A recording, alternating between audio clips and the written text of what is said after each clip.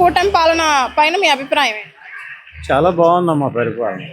గత 5 సంవత్సరాలు ఇబ్బంది పడ్డారు ప్రజలు, ఇవాళ ఆనందంగా బతుకుతున్నారు. చాలా బాగా సంతోషకరంగా ఉంది. రాష్ట్ర వ్యాప్తంగా ఒక రాజధాని కాదు, మొత్తం అన్ని జిల్లాలు కూడా బ్రహ్మాండంగా ఉంది. జగన్ ఏ పొజిషన్లో జగన్ వస్తాడు? 5 సంవత్సరాల పాలనలో తన నిర్ణయం తన నిర్ణయం ఏంటి? ప్రజాప్రతినిధిగా పాలనలోకి వచ్చావు. 5 సంవత్సరాలు నువ్వు చేసిన మహా ఇబ్బంది పెట్టేశావు. రాజధానిని 3 ప్రాంతాలకు విభజించావు. అన్ని జిల్లాల్లో హింస పెట్టేశావు. రౌడీజన్ పెంచేశావు. రోడ్డు మీద సామాన్యుడు తిరిగే పరిస్థితి లేని పరిస్థితి చేశావు.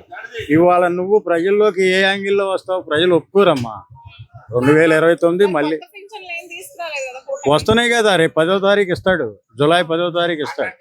ఎక్కడ ఏమీ పెండింగ్ ఉండదు. బాబు గారు ఏదైతే ప్రకటించాడో ఇది క్లియర్ చేస్తాడు. గిట్టన వాళ్ళు ఎన్నో మాట్లాడతారు, ఇదంతా నమ్మొద్దు, బోగస్. ఒరిజినల్ సబ్జెక్టు మళ్ళీ 29 బాబు గారు వస్తున్నారు.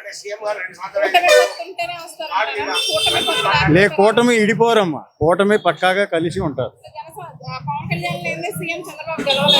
అది గెలుస్తాడు గెలవడుగా, వీళ్ళిద్దరు కమ్మండి ఇడిపోరు.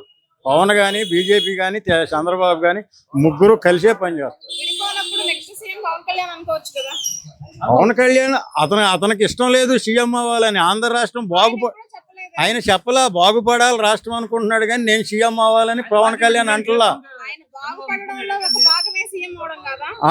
ఆయనకి 3 పదవులు ఇచ్చారు కదా. అయితే అవుతాడు. ఆయన కావాలంటే ఇస్తారు, లేదంటే బాబు గారు అవుతాడు. ఆయనకు అనుభవం ఉంది.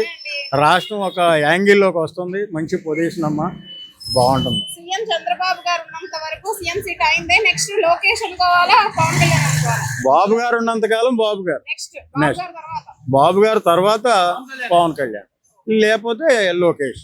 వాళ్ళ ముగ్గురులో తప్ప ఇంకొకళ్ళు రావటానికి ఛాన్స్ చేయలేదు.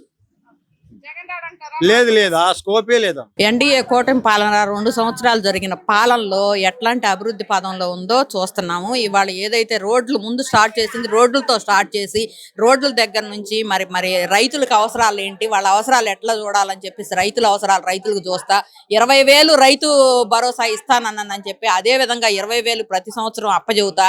మరి ఏ రకంగా అయితే ఆంధ్రప్రదేశ్కి పెట్టుబడులు నిధులు తీసుకురావాలని చెప్పేసి తీసుకొస్తా. మరి నీటిపారుదల ప్రాజెక్టులు ఏ విధంగా అయితే అభివృద్ధి చేసి మరి రైతులను ఆదుకోవాలని చెప్పేసి పోలవరం, ఈ అన్ని పనులు కూడా అభివృద్ధి పదంలో తీసుకెళ్లినందుకు ఎన్డీఏ కూటమికి ధన్యవాదాలు తెలియజేస్తున్నాము.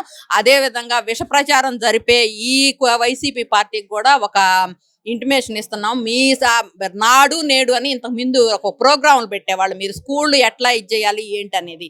అదే విధానం ఇప్పుడు కూడా చూపించుదాము. నాడు నేడు మీరు ముందు ఫ్రంట్ వరకు రంగులు పూసేసి బ్యాక్ వరకు వదిలేసి బ్యాక్ నుంచి శిథిలాలు లాంటివి ఇట్లా అవుతున్నాయి. లో భాగంగా ఇంట్లో ఎంతమంది పిల్లలు ఉంటే అంతమందికి ఇస్తామన్నారు అమ్మఒడి కానుక. సో మరి అందరికి ఈసారి ఇయర్ అది అప్లై అయ్యే ఛాన్స్ ఉందా? తప్పకుండా ఇస్తారు. మాట తప్పను మడం తిప్పనని చెప్పి ఇంతకుముందు స్లోగన్ వాడుకున్నాడు మాజీ ముఖ్యమంత్రి. అట్లా కాకుండా ఇచ్చిన మాట నెరవేర్చే పనుల్లో ఈ ప్రభుత్వం, కూటమి ప్రభుత్వం ఉంది కాబట్టి వాళ్ళు ఎంతమంది ఉంటే పిల్లలు అంతమందికి ఇవ్వటం ఈ సంవత్సరం కూడా జరుగుద్ది. అదే విధంగా పాఠశాలల అభివృద్ధి కూడా మరి పాఠ్య పుస్తకాలు ఇవ్వటం కానీ, లేకపోతే స్కూల్ డ్రెస్సులు కానీ అన్ని ఇస్తున్నారు. మరి వైసీపీ వాళ్ళ విష ప్రచారం ఏం చేస్తున్నారంటే వాళ్ళు పైన ఇచ్చారు కింద లేదని చెప్పి మాట్లాడటం జరిగింది. మీ టైంలో ఒకటి ఇచ్చి ఒకటి ఇవ్వకుండా మరి బ్యాగుల మీద మీ నాయకుడు బొమ్మ వేసుకొని ఇచ్చారు. ఇప్పుడు అట్లా కాకుండా అన్ని సమకూర్చడమే ఈ ఐటీ శాఖ మంత్రి చేసే ముఖ్యమైన ఉద్దేశం కాబట్టి ఆయన అన్ని బాగానే చేస్తున్నాడు. అందుకని ప్రజలు కూడా హర్షిస్తున్నారు. మరి మాజీ ముఖ్యమంత్రిని తలుచుకునే పరిస్థితుల్లో అయితే జనం లేరని చెప్పేసి మా ఉనికి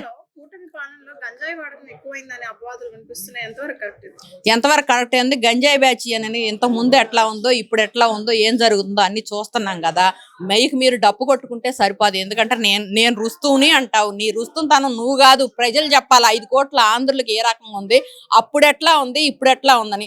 నిజంగానే గంజాయి వాళ్ళని మాత్రమే పరామర్శించడానికి వెళ్తావు అనమాట. మరి తెనాలిలో కనుక ఏ రకంగా అయితే గంజాయి బ్యాచ్ని పరామర్శించడానికి వెళ్ళావు, మరి ఇక్కడ సాయికృష్ణ వాళ్ళ ఫ్యామిలీని పరామర్శించడానికి వెళ్ళావు.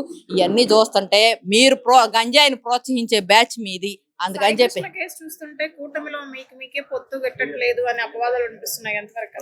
అదేంటంటే ఇప్పుడు మేము డ్రైవర్ సుబ్రహ్మణ్యం చంపి డోర్ డెలివరీ చేసి మేమే రుస్తున్నాం అని చెప్పి వాళ్ళు ఎన్నికడితో పెట్టుకొని వస్తున్నారు. అట్లాంటిది కాకుండా మరి గత ముఖ్యమంత్రి వెళ్ళి పరామర్శించాడు, నేను ఎందుకు పిలవాలి అని చెప్పి ఈ కూటమి నాయకులు ఆలోచించకుండా మరి ముఖ్యమంత్రి గారు వాళ్ళ ఇంటికి పిలిచి అమ్మ మీకు న్యాయం చేస్తానని చెప్పి ఏ రకంగా అయితే ఉందో సిఐ గారిని అరెస్ట్ చేయడం కానీ లేకపోతే సిట్టు సిబిఐ ఎంక్వైరీలు కూడా వేస్తాము, ఏసీ కొంత ఆ కేసులో పురోగతి సాధిస్తామని చెప్పి సాధించిన బాపతలు కూడా ఉన్నాయి. అవన్నీ కాకుండా మీరు మీ ఇష్టం వచ్చినట్టు మాట్లాడుతున్నా అంటే మీరు చెయ్యని పని మీకు గుర్తొచ్చి అలా మాట్లాడుతున్నారు.